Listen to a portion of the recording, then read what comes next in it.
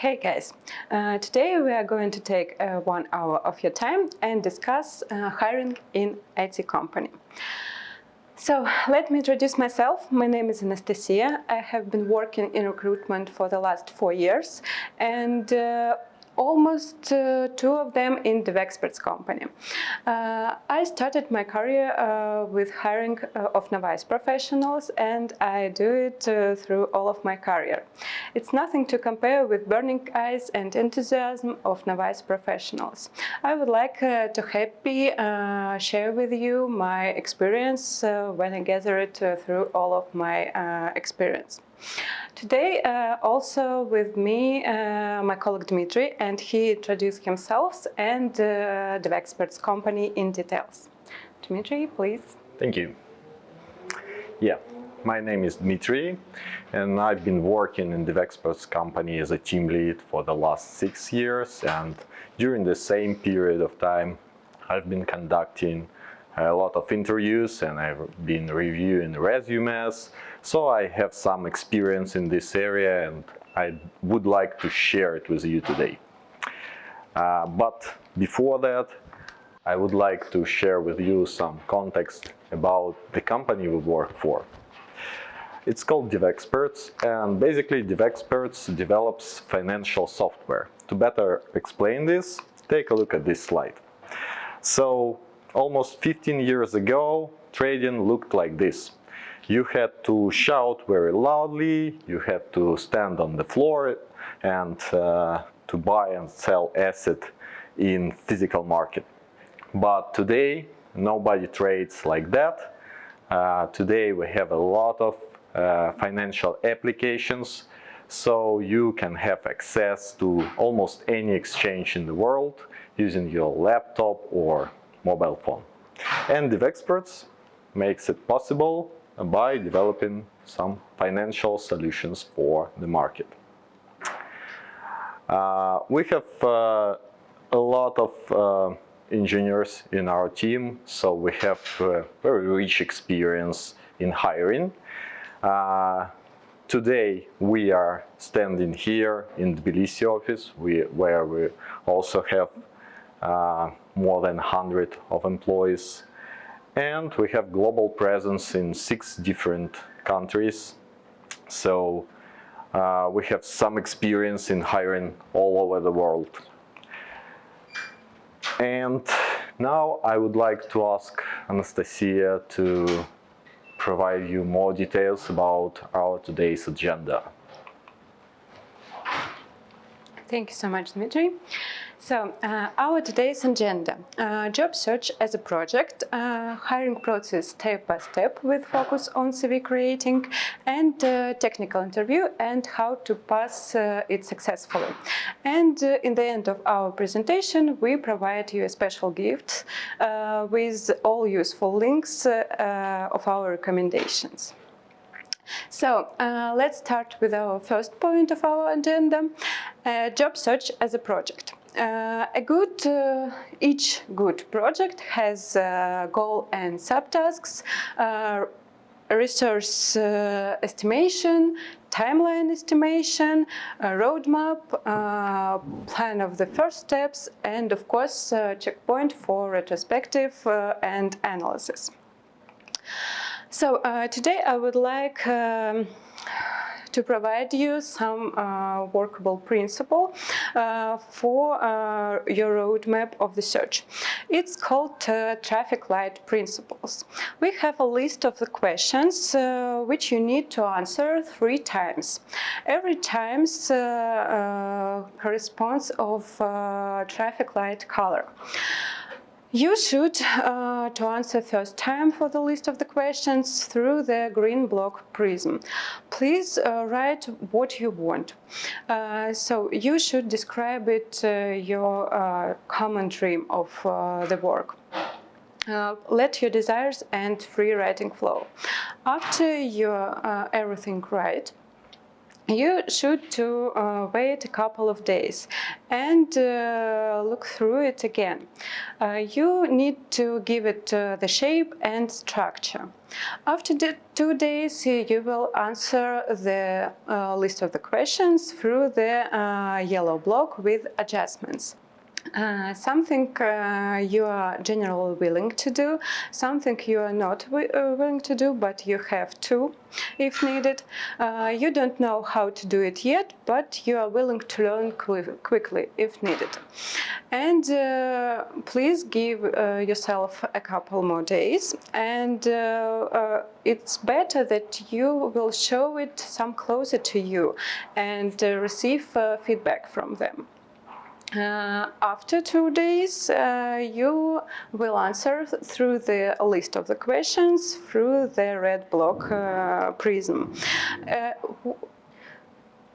What would you never agree to? And after a couple days, you will need to combine all of your thoughts to the one file. And for the when you described your thoughts and give it shapes, you will have a list of your opinion of the job search. And of course, when you're looking for a job, it will be with the focus on what you are generally willing to do. And here you can see the list of the questions.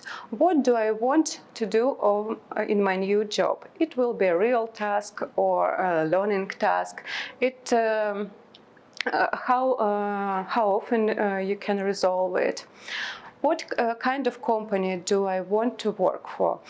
Please reflect the company size, the stage of development of the company.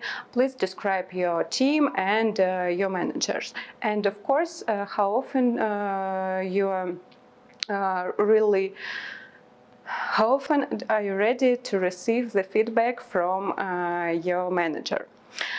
What prospects are important to my profession? The main question here is how fast is comfortable, how career growing is comfortable for you, and what kind of working conditions do I want? Here you should describe the salary expectation, the minimum level, comfortable and desired level. Of course, add here some information about benefits which are important to you. Maybe you want to join and be participant of some conferences and meetups, and of course describe what mode of working comfortable for you: hybrid, remote, or on-site. The next points of our agenda: hiring steps. We highlighted 9 steps of hiring process. First of them knowledge, the next portfolio, CV creating, researching, applying, HR interview, test assignment, technical interview, and of course offer. Let's analyze each of them in more details.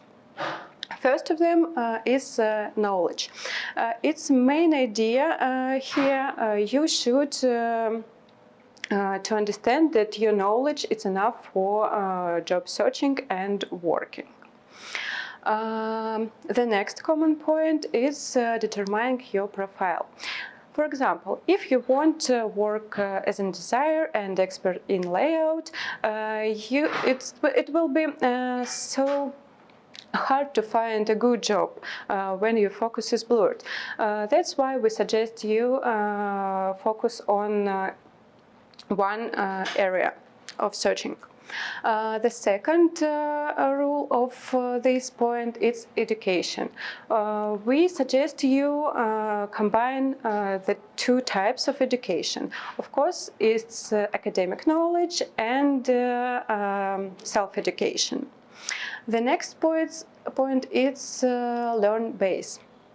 Each area of profession collected some basic knowledge, and our developers highlighted most popular knowledge and collected in the list. And of course, we provide you some information for different areas of development in our in the end of our presentation. The next point of job search is creating a portfolio. Here you can see some popular tools for collecting your profile. These tools easier to put in your CV. For developers, the most popular tools is of course GitHub. For designers, the most popular is Behance, but Dribble, Readymark, and Figma also useful. Or you can choose any cloud services, for example, Google Docs, Dropbox, and etc. Where you can find pet projects. You can use homework at courses and universities. Free educational projects. Also, we included in our file the links with free educational projects for different areas. When you're looking for a job, a company suggests you complete the test assignment. You can complete it and put it in your portfolio. Friends and relatives. Sometimes you have some friends who can provide some services. You can help them to create here's maybe landing page, and it a great experience of working with customer. Online hackathons. Of course, we provide the link with a list of hackathons, of global hackathons for beginners. Freelance marketplaces like Upwork also useful, and ChatGPT. It will help you to create a task. It will help you to create your solution also. Let's move on. What else? Of course, networking. You can join to your university events, for example, career days or job fairs, or maybe events like today's.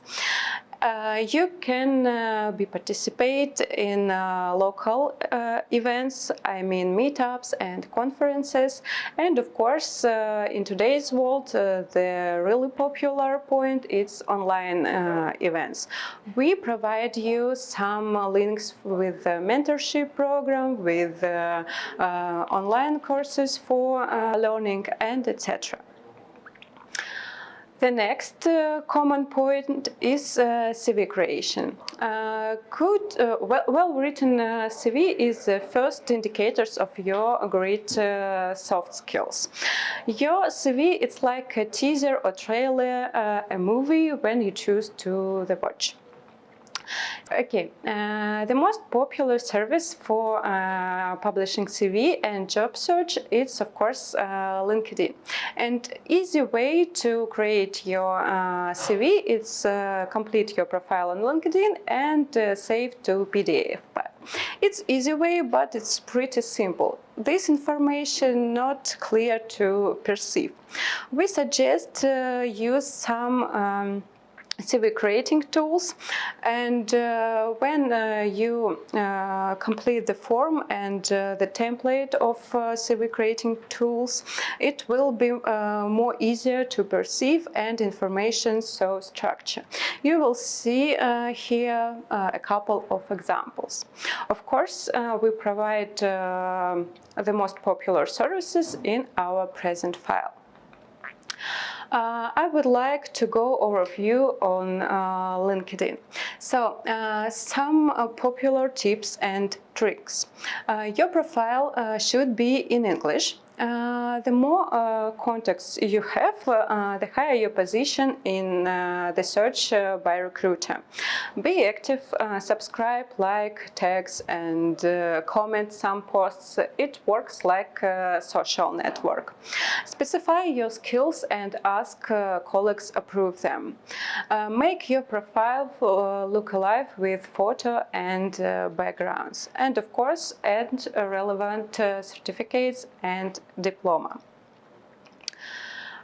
Here you will see the head of the page of your profile.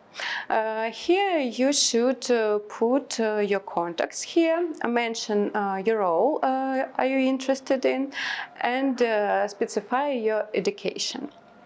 And of course, if you are looking for a job, you can add open to work status. The next station calls About. It's a summary of your CV and your profile. It's like a description of the teaser or trailer, the movie, what you're willing to watch. Here you can describe your main focus of job search. Maybe you can put it here some details what you're inspired by and your local idea of the search. Here you can see a couple of examples, great description of summary. The next point is an activity. Here you can I can see your activity when you comment some posts, when you add some certificate after learning, and when I see the recent activity, I will contact you firstly because you answer me pretty quickly. The next point is experience. Of course, if you have no description of experience, it's not a CV. And you should describe some points of your experience. First of them, you should describe the company field and company domains. The second point, you should describe your achievements. Also, please include the team size and what technologies you used. Of course, it's understandable that when you are looking for a job the first time, you have no official experience. But you are working on your portfolio. You can put here one or two projects what you think it's more relevant for the job search.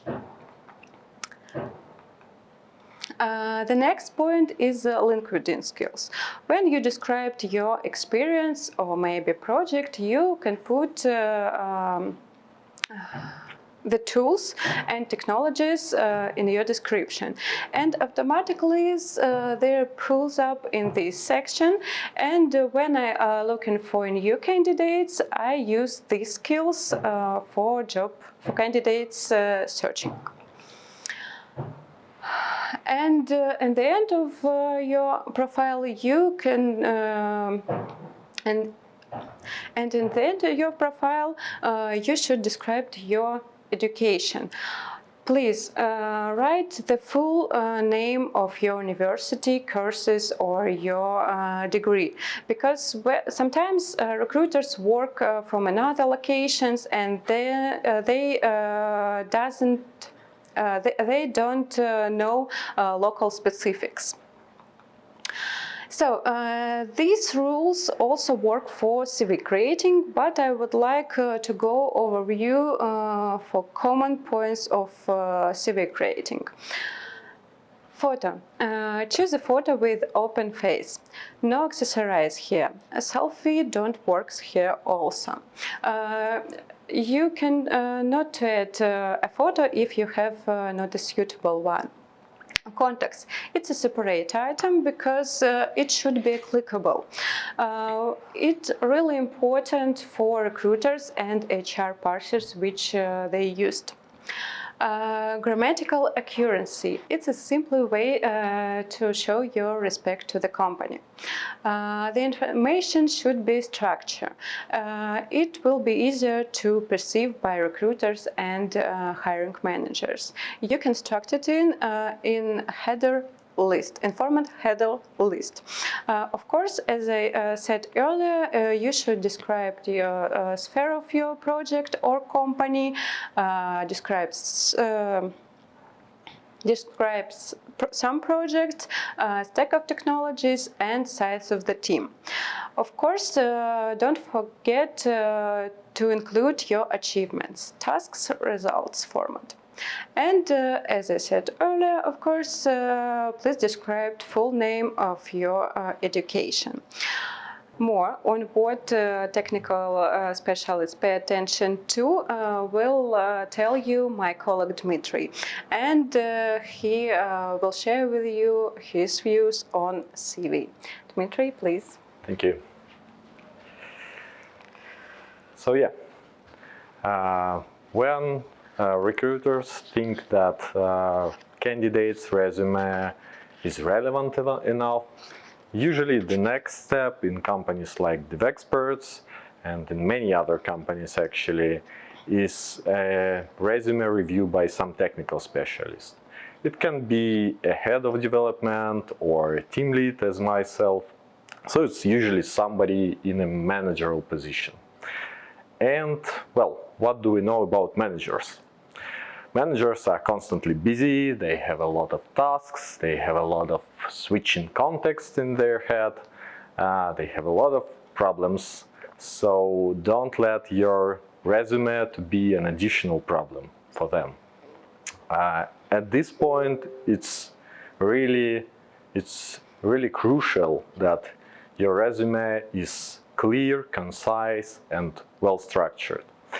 So, what do I mean by not creating a new problem for a manager? Your resume shouldn't look like this. It's just a wall of some unstructured text, and it's not easy to navigate. Once in my career, I also saw a resume in JavaScript. While it's maybe for someone may look like a good way to grab some attention to your resume, I think that straightforward communication is better in terms of hiring process. And what I think may look like a good resume is this one.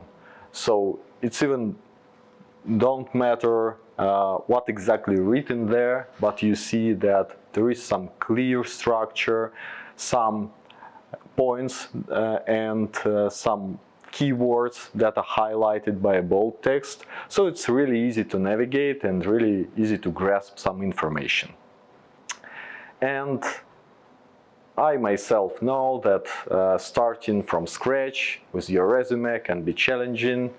When you open a blank sheet, you usually don't know how to start.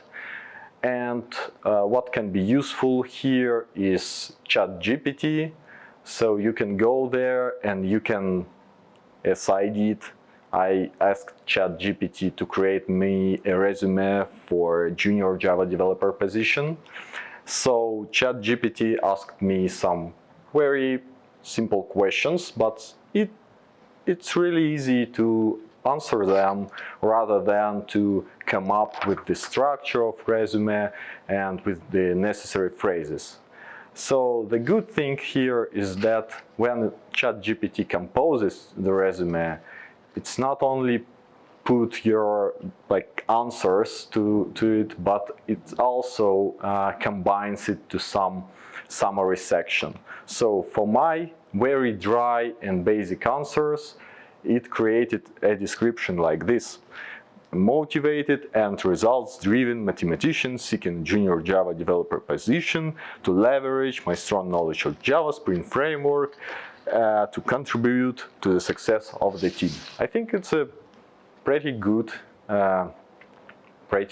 summary, and I wouldn't praise myself like that. It's really hard to do that, especially sometimes for technical specialists. So it's a good thing that we finally can delegate this to machines.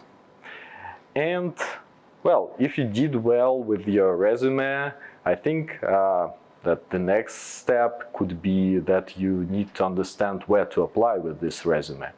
And I think that Anastasia can provide us more details about that. Thank you, Dima, for your additions. And of course, when your CV is made, you should define where you can send it.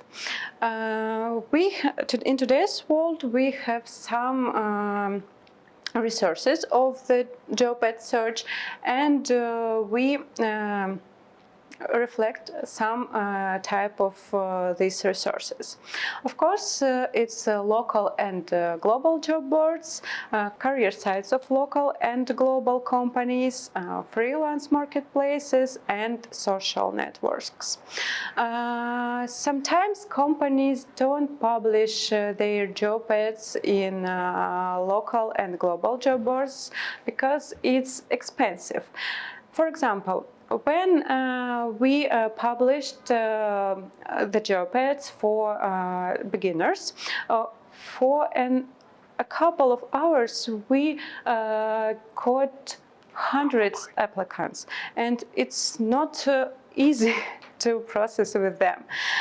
It will take so much time, and that's why companies sometimes promote their internship program or jobs for beginners in their social networks. Please don't miss our announcements about our internship program. And regarding the services of local and global job boards, we provide useful links in our present file. When you find a job to apply, you should to apply. We have some rules of this term, and the common of them: don't apply to every job in a row. Please apply to jobs only at your level, and read each job before applying. And read the jobs before applying. You should to understand how close the company's profile to you. The next rule of applying is personalizing your CV. How to personalize your CV? Write relevant job title of your CV and skills. Prioritize your work experience and pet projects. Sometimes you have a project so closer to the company profile. It will be better to put them on your CV. And write a cover letter. Please answer for two questions here: why you, and why are you interested in the company. The next point is CV skills. What kind of skills you should to put in your CV? Of course, if we talk about tech skills, it will be programming languages, some libraries and frameworks, and other tools. When we talk about soft skills, please don't write that you're highly motivated, self-taught, and communication. If you really want to add some information about your skills, please describe your hobbies and sports what you play. And the third point of this theme is knowledge of English. Please specify languages what you know and what kind of level. When you sent your CV and company decided to know you better, you will be invited to an HR interview. HR interview takes up 15 minutes, but it's really important 15 minutes. You should prepare self-presentation. Yes, you described your experience in your CV, but when you talk about it in the HR interview, it will show your self-confidence and that you know what you wrote in your CV. And of course, take a time to learn information about the company, because company took a time to analyze your CV. And the common point of HR interview, you should prepare the questions. Ask HR about hiring process, about onboarding. Ask them, tell you about their project, about your future tasks. Sometimes, in 90% cases, for beginners levels, you should be suggested to complete the test assignments. It may be on the HR interview or after you will be introduced to the team. The common points of test assignment. In the experts company, for determining tech skills, we use online test skills and code test tasks. For determining English level, some international companies will give you a test your English level. And soft skills. As I said earlier, some soft skills like communication, teamwork, problem solving, and etc. will be verified through the communication with you and the interviews. But some companies take the separate questionnaires. The common tips and tricks. If you will be suggested for completing the test assignment, of course, agree with it. And ask questions before completing. You should to check the test assignment for understanding and clickable links. You should to ask at what format you should receive your solution. And don't procrastinate the deadline. Sometimes company suggest you to determine the period of time for completing the test. It will be better if you will take a longer time and you will return earlier. It will be is a plus. And of course, after completing the test, please ask the feedback from them. The next stage of hiring process is, of course, a technical interview. I believe my colleague Dmitry will tell you about it more details and maybe give some new advices and pitfalls about it. All right, let's now talk a bit about technical interviews.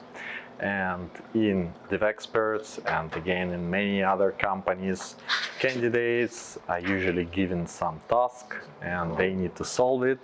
And along the way, some questions may arise like algorithmic complexity, memory consumption, and so on. So it's not a surprise that pretty often technical interview reminds candidates of an exam. And I saw a lot of junior developers who became nervous, who didn't pass the interview just because they had that mindset of they are passing an exam rather than they are on the technical interview. So I want to remind you that technical interview is not an exam, and I think the better attitude here is to think about it as about the process where two potential business partners are trying to understand if they can be useful and helpful for each other. And with this attitude, I think it's more easy to pass the interview successfully. So let's focus on the hard skills that could make you a useful and helpful business partner here. First of all, as I said, a good candidate should be able to take a given task, to devise a clear solution, to explain the logic, and then to implement that in code, if we are talking about software developers. And this is a separate skill, and we usually don't possess it just because we don't usually have tasks in that limited situations where somebody is watching. So I suggest that you ask your friend to provide you some easy or medium tasks from lead code or from hacker rank. So nothing tricky, but you just need to foster this ability to solve tasks in some time-limited situations when somebody is watching. The next point is that a good candidate should know about basics of algorithmic complexity, about sorting algorithms, data structures, and so on. And it's crucial because algorithmic complexity itself is a thing that it's really hard to test it functionally. So when you develop some new module, let's say, and then functional QA specialist is trying to test it, they cannot validate that it will work well not only on a few users but on millions of users in production. Of course, there is a performance testing, but usually it's hard to cover all the functionality with proper performance tests that give clear metrics. So that's why a good candidate should be aware of algorithmic complexity. The next thing is language syntax and basics of the language you are programming in. I think this one is clear. Also, a good developer should be aware of OOP concepts such as classes, polymorphism, abstractions, and so on. Nowadays, 4 of the top 5 programming languages in the world, they utilize the concept of OOP, and the single one that doesn't is SQL, so that's why you probably need to know about that. Also, one crucial thing is basics of concurrency and multithreading. Nowadays, processors become more powerful, not because their frequencies are rising, but because they have more cores. And to properly utilize this power, you should be aware of concurrency mechanisms in your language. And again, here is a very crucial point, because it's really hard to validate that some program is valid in terms of concurrency, so that it will not break at some point. So using functional testing, it's almost impossible to validate. Okay. One more thing is that a good candidate should know about basics of concurrency and multithreading. Why it's important? Because nowadays CPU frequencies were rising, and that's why CPU became more powerful. But nowadays it's not like that. Nowadays frequencies don't rise as they used to, so CPUs starting to have more cores, and to properly utilize these cores, you should be aware of basics of concurrency and multithreading. And also a crucial point here that it's really hard to test concurrency. It's really hard to validate that a concurrent program is valid. And if you have a functional QA or you have auto tests, it's almost impossible to prove that the correctness of some concurrent program. So you just need to know and just need to write it properly. Also, the last but not the least, you should be aware of fundamentals of relational databases. You should be able to write some simple or not really simple SQL queries. That's because nowadays most of the applications are not calculations intensive, but rather they are data intensive. And well, we just need to store and grab some data from databases, and relational databases and the fundamentals of them can be applied also to NoSQL databases if you need to use NoSQL database, it's easier to start your journey with a relational one in terms of your education.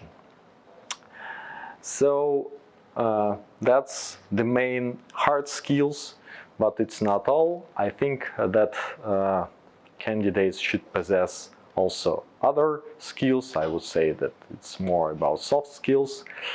And here I saw the same recurring mistakes that candidates make during the interview, and I want to share my personal top 4 of that pitfalls.